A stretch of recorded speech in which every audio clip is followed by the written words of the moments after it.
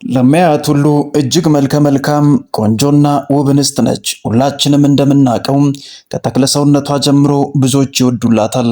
በጣም ሰው አክባሪ፣ ትሁትና በፍቅር ሴት እንደሆነች በብዙዎች ዘንድ ትታመናለች።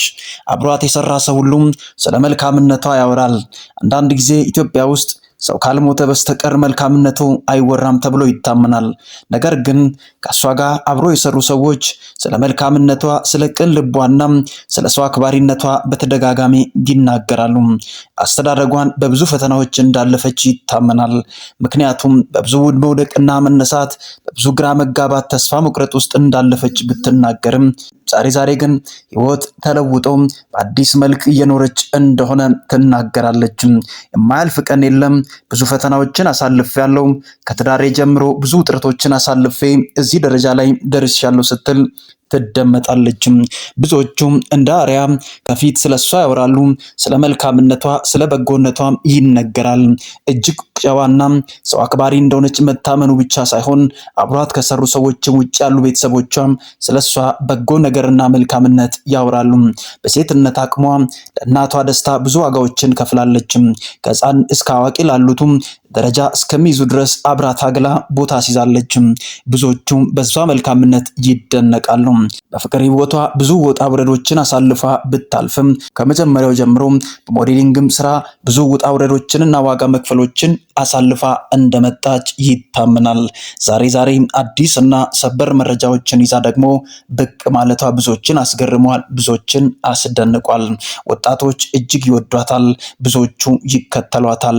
የሚወዱላት ደግሞ አንድ ነገር እንዳለ በኢትዮጵያ ህዝብ ሁሉ ዘንድ ግልጽ ነው። አንዳንድ ጊዜ የብዙ ሰዎች ተክለ ሰውነት ብዙዎችን ሊማርክ ይችል ይሆናል። ነገር ግን ልጅቷ ሙሉ ነገር ተሰጥቷታል። ፍቅር የምታዚዝ ሴት እንደሆነች በብዙዎች ዘንድ ይታመናል። ይህ ቪዲዮ የሰው ደስታ ለሚያስደስታቸውና ሰው ስኬት ውስጥ ሲደርስ ወይም አንድ ከፍታ ሲጨምር ደስ ለሚላችሁ እንጂ ስለ ሰው ክፉ ነገርን ለምታስቡና ለምትቀኑ የሚሆን ቪዲዮ አይደለም ብዬ ልነግራችሁ ዘንድ እሻለሁ። ሰው ሲደሰት ደስተኛ መሆን ካቃተን ብዙዎቻችን ራስ ወዳዶችና አስመሳዮች እንደሆነን እንታመናለን። ምክንያቱም አንድ ሰው ደስተኛ ሲሆን ህይወቱ ላይ አዲስ ነገር ሲጨመር ከማጥላላትና አብጠልጥሎ ከማለፍ ውጪ ብዙ ጊዜ ኢትዮጵያውያን ዘንድ የታመነና የታወቀ እንደሆነ ይታወቃል። ልጅቷ ብዙ ዋጋዎችን ከፍላም ነገር ግን ረጅም ዓመታቶችን በኢቢኤስ ቤት ለመቆየት ብትገደድም ነገር ግን የቆየችው ብዙዎቹ ሲሰናበቱ፣ ብዙዎቹ ከስራ ሲባረሩ፣ እርሷ ግን እዛ ቤት ጸንታ መቆየቷ በብዙዎች ዘንድ ያስገርማል። አንዳንድ ጊዜ ስለሷ የሚወጡ ነገሮች ብዙዎችን ቢያስገርሙም ነገር ግን በኢቢኤስ ቤት ብዙ ተወዳጅነትን አትርፋ ረጅም ዓመታቶችን እዛ ቤት መቆየቷ በሁላችንም ዘንድ አስገራሚ ሆኖ ይቆያል። ብዙዎቹ ተሰናብተው ሄደዋል። እሷ ግን እዛ ቤት መቆየቷ ምን አዲስ ነገር ይዛ ስለምትመጣ ይሆን? ረጅም ዓመታቶችንና ጊዜያቶችን እድልም እዛ ቤት የሚሰጣት የብዙ ሰዎች ጥያቄ ነው። ኢቢኤስን ያለ ሉላ ማሰብ እጅግ ከባድ እንደሆነ ይታመናል። ኢቢኤስ ቴሌቪዥን ዛሬ ላይ ያለበትን ትልቅ ስም ገናናነትና አሁን ያለበትን ትልቅ ሁኔታ የገነባው ሉላ አብሮ ስለኖሩ እንጂ ሉላን የሚከተሉ ሰዎች ከኢቢኤስ ቴሌቪዥን ቢወጡ ወይም የሚከተሉ ሰዎች ከሷ መውጣት በኋላ ብዙዎቹ ኢቢኤስ ቴሌቪዥንን ለመመልከት እድልና ጊዜ ያገኛሉ ብሎ ማሰብ እጅግ ከባድ ነው።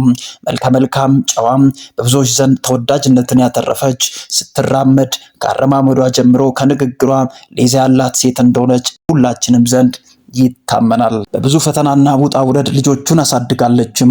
ብቻዋን ዋጋ ከፍላ ማሳደጓ ብቻ ሳይሆን መጀመሪያ ያገባችው ሰው በፍቅር እንኳን አብሮ ለመኖር ቢታገሉም ነገር ግን ከሱ በላይ ዋጋ ብትከፍልም የኋላ የትዳሯ ጉዳይ ሳይሳካ እንደቀረና ወደ ፍቺ እንዳመሩ በሁላችንም ዘንድ ግልጽ ነው። ታዲያ እችን መልካም አመለሸጋ ጸባይ ሰናይ የሆነችውን እችን ውብ እንስት እንዴት ነው ከሷ ጋር መኖር የከበደው? ለምንስ ወደ ፍቺ ያመሩ? የብዙ ኢትዮጵያን ጥያቄ ነው። ዛሬ አዲስ ነገሮች ይወጣሉ። አለባበሷ እያማረ ይመጣል፣ መልኳም እየጨመረ ይመጣል። ደምግባቷም፣ ውበቷም፣ ተክለ ሰውነቷም ለብዙዎች ሳቢ እየሆነ እየጨመረ ይመጣል። የዚች ልጅ እድሜዋ በጨመረ ቁጥር ለምንድነው መልኳ እንኳን የማይረግፈው? እድሜዋ እየጨመረ እንዳለ የማይታወቀው? አድራውላ ሕፃን ትሆናለች የሚሉ ሰዎች ተበራክተዋል። ያ የሚሆንበት ምክንያት ምንድነው? ብዙዎቻችን እንደምናውቀው ራሷን የምትጠብቅ ብዙ ጊዜ ስፖርት ስትሰራና ጂም እንደምታዘወትር ራሷ ላይ ትኩረት አድርጋ እንደምትሰራ ትናገራለች። ሁላችንም እንደምናውቀው ብዙ ወንዶች ይከተሏታል፣ ይወዷታል። ያንን የሚወዱበት ምክንያት ደግሞ ካላት ተክለሰውነትም በላይ ለሰው መልካም ማሰቧና በጎ መሆኗ ብዙዎችን ይባርካል ተብሎ ይታመናል። ዛሬ አዲስና ሰበር መረጃዎችን ይዛ ብቅ ብላለች። ሰሞኑን ሶሻል ሚዲያ ላይ እየተንቀሳቀሰ ያለ ጉዳይ አለ። ከዳኒ ጋር አብረው አዲስ ህይወት እንደጀመሩና ያንን ህይወት ደግሞ ለማስቀጠል እየኖሩ እንደሆነ ቢነገርም አንዳንዶቹ ነገሮችን አግበስብሶ ለማየትና እውነት እንዳልሆነ ለማስመሰል ቢታገሉም ነገር ግን እንደምታዩት ቪዲዮዎችና ፎቶዎች ያው ምስክሮች ናቸው። እየተዋደዱና በፍቅር ከንፈው እንደሚኖሩ በሁለት ግልጽ ነው። ታዲያ እሱ መልካም ሰው ነው፣ እጅግ ጥሩና ትሁት ሰው እንደሆነ በሁላችንም ዘንድ ይታመናል። ፍቅር ህይወቱ እንዳልተሳካለትና እንደ መልካምነቱና እንደ ትህትናው ምንም መልካም ነገር እንዳልገጠመው ቢናገርም የኋላ ግን እግዚአብሔር ደግሞ ሰዎችን የሚክስበት መንገድ ብዙ ነውና ዛሬ ደግሞ በሷ በኩል ሊክሰው እንደመጣ ያምናል። ታዲያ ሉላና ዳኒ ሁለቱ አልተጣመሩም ብለው የሚያስቡ ሰዎች ቢበራከቱም ነገር ግን የሁለቱም ልብ አንድ አይነት እንደሆነ በሁላችንም ዘንድ ግልጽ ነው።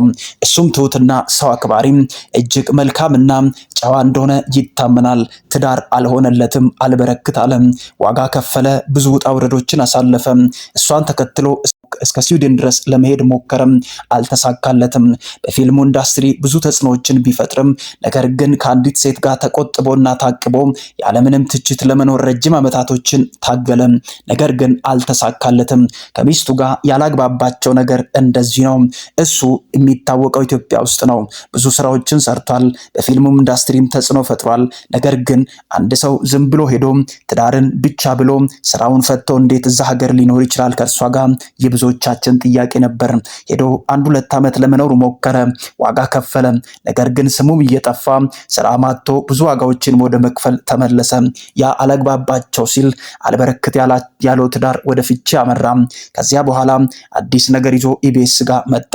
ብዙ የቴሌቪዥን ማሰራጫ ጣቢያዎች እድል ቢሰጡትም ነገር ግን ሁሉንም ገፍቶ ወደ ኢቢኤስ ቤት የመጣበት አንደኛው ምክንያት ምንድነው? ከሉላ ጋር ከ10 ዓመታቶች በፊት እንደሚታወቁና እጅግ አድናቂው እንደሆነች በጣም እንደምትወደው ልታገኘውም እንደምትፈልግ ብዙ ጊዜ ስትናገር ተሰምታለች፣ ተደምጣለችም። ታዲያ አጋጣሚው ሁለቱን አብሮ አገናኘ። በፍቅር አሁን ሊተሳሰሩ ነው የሚሉ ዜናዎች ተበራከቱ። ምክንያቱም እውነትም ይገባቸዋል። ረጅም ዓመታቶችን ያለ ትዳር ሉላም ኖራለች። እሱም ደግሞ ከለመደውና ከሞቀው ትዳር ተለያይቶ ረጅም ዓመታቶችን ለመኖር ታግሏል። ስለዚህ አሁን ላይ የሁለቱም ምላሽ እንደዚህ ነው። ለየብቻ ልጆቻችንን ከምናሳድግና ዋጋ ከምንከፍል ረጅም ዓመታቶችን በፍቅርና በመዋደድ ብንመጣም መሀል ላይ ትዳር መያዛችን እንቅፋት ቢሆንም ዛሬ ሁለታችንም ነፃ ስለሆነን አብረን ለመኖር እየወሰንን ቀጥሎ ደግሞ የህይወት ምዕራፋችንን ለመቀጠል ድምዳሜ ላይ ደርሰናል ሲሉ ተደመጡም። ያንን ካወሩ ሰዎች የመጀመሪያዋና ዋነኛዋ ማነች ተብሎ ቢታወቅም ሉላ እንደሆነች ግልጽ ነው። ምክንያቱም ልጆቹን አሁን ባለችበት ሁኔታ ልጆች አባቴ ማን ነው የሚሉ ጥያቄዎችን እያዘወተሩ እንደሆነና በዚያ መካከል ደግሞ ልብ ያልገዙና ገና እያደጉ ያሉ ህፃናት ዳኒ እሷ ቤት በተደጋጋሚ እየሄደ በመገኘቱ አባታቸው እንደሆነ ልባቸው ውስጥ አምኖ መቀበላቸው ነው። ከዛ የተነሳ ዳኒም ለእርሷ ብሎ ሳይሆን ለልጆቿም ብሎ በተደጋጋሚ እነሱን ለማስጠናትና ሊመክራቸው እንደቀረባት ግልጽ ነው። የኋላ ግን ልጆች ከሉላ በላይ ዳኒን እንደሚወዱትና እንደሚፈልጉም በተደጋጋሚ ሊናገሯት ሞክረዋል። ከዛ የተነሳ ሁለቱ እንኳን አብሮ ለመኖር ባይፈልጉም የልጆች ፍላጎትን እንኳን ለማክበር ብሎ አብሮ እንደሚቀጥሉ ግልጽ ነው። ሉላም እንደዚህ ስትል ተደምጣለችም። እኔ አሁን ባለኝ ሁኔታ ብቸኝነት በቅቶኛል።